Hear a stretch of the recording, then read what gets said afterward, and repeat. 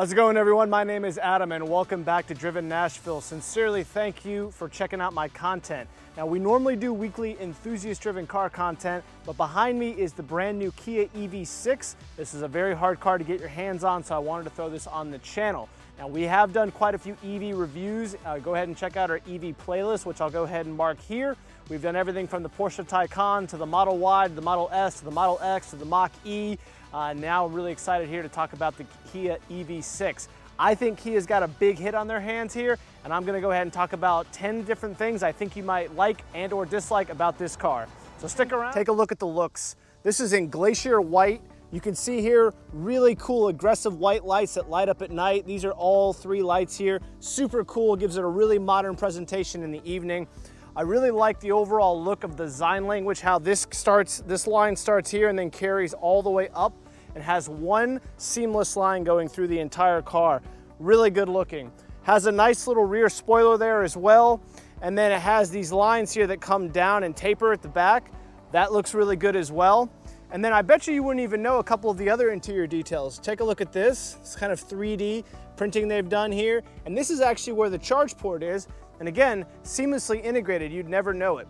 Overall, I think you put some cool custom wheels on this thing and you got yourself a really cool modern SUV. And one of the things that you may not be aware of is because this is based on the iconic, right, it's been pushed back, and this actually gives you more room right here to sit in. So that actually allows you to have more leg room. So I think that's a really cool feature. Other thing to mention real quick is a lot of the EVs of the world have these plastic wheels. This is actually a 19-inch wheel and it is nice and aluminum. And these are 235 front tires and 235 rear tires. All right, the second feature we think you'll love is the interior. All vegan leather, but notice, look at this cockpit. Super, super cool, super modern cockpit, guys. When you sit in this car and you turn it on, you're presented with a whole number of TFT screens. Screens in your front here, screens here in the middle, good 12-inch screen here. All of this right here is touch. As you can see, this is how you would control your radio settings. This is how you control your climate control. Please note though, you can't do both at the same time. You could call that a cork. If you want to get into drive, it's here. If you want your heated and cool seats, there are buttons up here. Nice feedback. You know, it's just enough amount of buttons and just enough amount of interior screens. You know, unlike the EQS we just reviewed that had 56 inches of screen real estate, way too much. This right here feels nice. You can also get this in an even upgraded trim package. But I like the feeling of the vegan leather, and I just think it's an overall nice place to spend time. Point 3. Look at the amount of space you get in the new Kia EV6. Look at this, massive crossover. If you want to lay the seats down, pull this right here and they pop right down. Can't beat that, right? So like I was saying earlier, because they've put the wheelbase so far back, you actually have quite a bit of space. Very easy car to get in and out of. And notice this right here. This actually allows you to adjust this right here, which is really, really cool. So you can adjust it forwards and you can actually slouch it back. Now that I'm on the inside of the car, you can see here, I've got a good 3 inches of room here. And if I go ahead and pull this lever back, I can go ahead and recline the seat. And that is a really nice feature, I gotta say. From the back here, you don't get a moonroof like most EVs, which I think is an interesting design note that they didn't go for. But overall, plenty of space back here, really cool modern seats. Look at the design here on the seats. And this is absolutely a place where 4 or 5 adults could be quite comfortable and have a nice long ride. I also want to point out real quick, if you have children, there is a USB-C integrated seamlessly into both seats. But do notice there is no ability to control the vents from back here, and the vents that you can control are right here. So there's one there and there's one there. Otherwise, it's just lights back here and the I call this the OSHIT handle. But that's it, guys. But I do think this is going to be great for all the moms of the world out there because the kids love their technology. I can tell you that from firsthand experience. Let's talk about charging for a second, guys. So that is almost a gas symbol, which is interesting, but you're gonna go ahead and push that, and that will electronically open up the rear here. And also you can just hit it right here as well, and it'll open up. Now what's neat about this is it has a 77 kilowatt battery, 77.4 kilowatt battery on the wind package here. Gets about 310 miles of a stated range. And what's also cool about this is, and it just shut itself, which is cool. This right here, because it uses 800 volt capacity, which you'd have to take this out and then plug it into what they call a fast DC charger. If you can find one that can produce 800 volts, you can actually put 217 miles of range into this battery in 18 minutes. Now, I will personally tell you from experience, I haven't seen a DC charger that will allow you to do that. I was at Electrify America charging a Volvo C40 ReCharge on my last review, and that thing was up to 150 kilowatts, and I will tell you that it never actually stayed there for very long, and it was actually averaging between 75 and 90 kilowatts. So if you could find an 800 volt, which would be up to, I think, 350 kilowatts, this battery can actually take it and charge fast. So that's something that's gonna be probably coming down the pipeline in the future, and that would be a really, really handy thing that not even the Teslas are able to offer. Another cool feature of the new Kia EV6 is that they say it can tow 2,300 pounds. I believe there's an available tow hook you can attach to this car, and 2,300 pounds ain't too bad. All right, here's one of the dislikes of the new Kia EV6. Like the Model Y and the Teslas of the world and pretty much most all the electric cars, this is all of the room that they give you in the front trunk here, which again, it's kind of weird. They have quite a bit of electrical components in here, and you can kind of see underneath here a little bit. If you come around, it's slightly exposed. You can see some cords and batteries and things that are going on. But that's all the storage you're gonna get here in the front. So that doesn't really come with the front trunk, so be mindful of that. All right, guys, the next point I wanna cover with you is called one pedal driving. You adjust that on the steering wheel. The positive here and the negative here will adjust how much you want the regenerative or electric motors to charge and slow you down. If you go ahead and hit that, it will eventually decrease it, okay?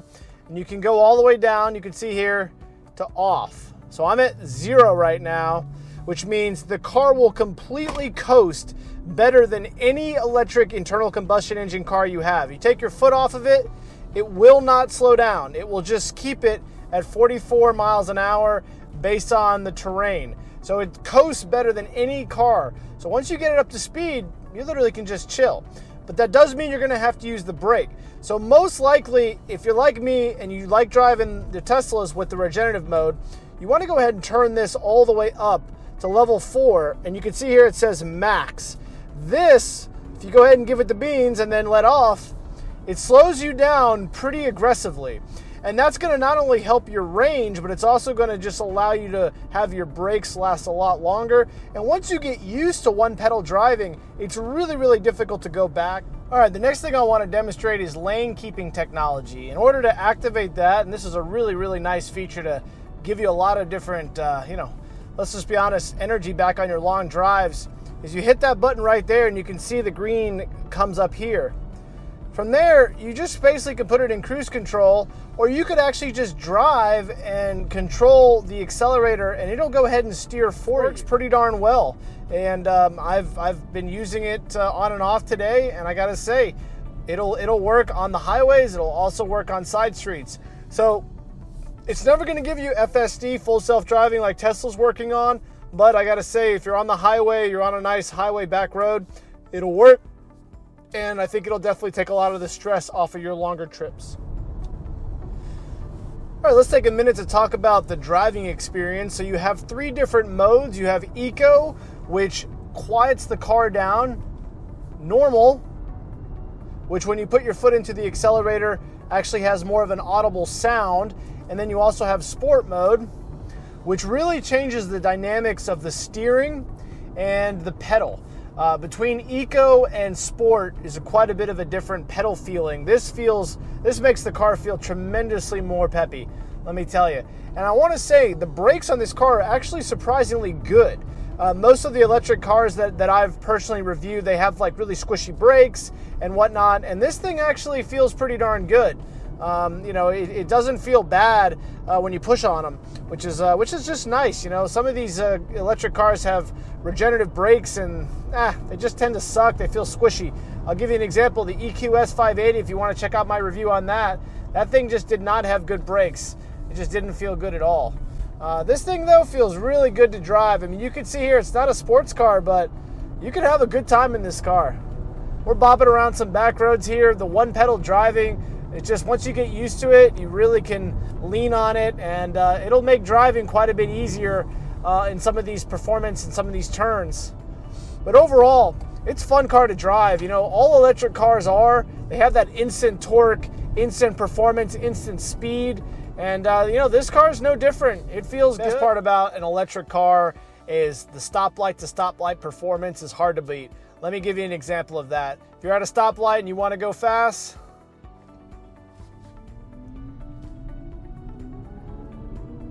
this isn't even the GT, guys. And let me tell you, this thing has plenty of performance. I mean, that's 80 miles an hour. How fast do you want to go, right? Communication system between you and the car works. Push this button right here. Navigate to EV charging station. Please say the POI category name that you would like to find. EV charging station. 30 results found. Please say the line number. 1. Would you like guidance to this location? Yes. The guidance will start now. And there you go. So I think you can get used to that quite easily, and it's a nice feature to have. Let's talk about price for a minute, because I think that's one of the points we should absolutely consider. Now, the cheapest you can get a Kia EV6 after the $7,500 tax credit is currently $33,000. So these are starting just over $40,000. There are $41,000 listed on their website. This particular package here with the larger 77 kilowatt battery and the 250 horsepower, 256 foot-pounds of torque is a bit more expensive. It comes in at $47,000 before the $7,500 EV tax credit. Now, is that a cheap car? No. So I would actually put that in the dislike category, because if you compare this to a comparable electric car, you could probably save quite a bit, and that would offset a lot of your gas savings. Although with gas being $4 a gallon right now, that does add up, so that is something to absolutely consider. But either way, it's not terribly priced, considering the Model Y is now in the $60,000 range, and a lot of the competitors like the Volvo are also in the $60,000 range. Now, it should be noted when it comes to talking about price that if you go for the GT line, you could actually spend almost $60,000 on one of these before the tax credit. And it's another thing to mention, I was looking these up online after market right now, and these cars are going about $20,000 over asking right now. So every single EV6 that I personally saw on the market was over $60,000, and they were the exact same trim package as this one is. So hopefully, as Kia gets more models to hit the floor and they have more of the supply and demand come into equilibrium, you should be able to get one of these again for MSRP. Although I just heard that Kia raised the price of the MSRP, I think, by over $4,000. So go ahead and get one of these quick, it sounds like, if you can get one for MSRP. If not, you might have to wait a little bit. What can I say? They're just going to be in demand for a while. If you were interested to see the key, here it is. You have lock, unlock, hold for the trunk, panic button here. Pretty no frills. Hey guys, this is my conclusion. I want to sincerely thank you for watching. I hope you enjoyed all the content and all my points that we've done on the new Kia EV6. This has been, I think, a really good car. It's going to be a big hit for the company. There's no doubt about it. You know, Kia has basically done everything else that the other manufacturers do. They do a little bit better, and then they price it a little bit lower, right? So would you buy this, or would you buy a Model Y? I'm interested to see your comments below. I will tell you, I would still buy a Tesla Model Y if it was the same price as this. But the fact of the matter is Tesla Model Ys are going in the mid $60,000 range, and there is zero tax credit for that these days. So that makes it a pretty expensive car. And if you start checking the box for full self-driving, which is $12,000 now, even if you want just standard autopilot, they're charging $6,000. Which is insane, okay? My Model X and my Model S that I currently own, both of those came with autopilot standard. So I don't know what Tesla's thinking. I think that the Kia is gonna be eating their lunch for a while. Same thing with Volvo, same thing with Mercedes. A lot of these manufacturers are really coming down. So if Tesla cuts their price to be comparable to this for the base level entry package, I would say go and get that. If they don't, this thing right here has everything the Tesla does and more, and frankly is an all-around better package. You could say arguably a better looking car, you could say arguably a cooler interior. So take or leave it. I'll leave that up to you guys of which way you go. If you also want to go the Volvo C40 route, a little bit more expensive than this, about $60,000, but again, a very, very good car. Really enjoyed that car, enjoyed that review. So definitely quite a few electric car options now. It's not like you only have one or two manufacturers. So go look at this, go look at the Mustang Mach E, go look at the Volvo C40, go look at the Model Y, and then you make your decision. Hopefully this review helped you out quite a bit on this particular car, and that's it for me, guys. Please subscribe for more content like this, and we will catch you on the next video. I'll talk to you later.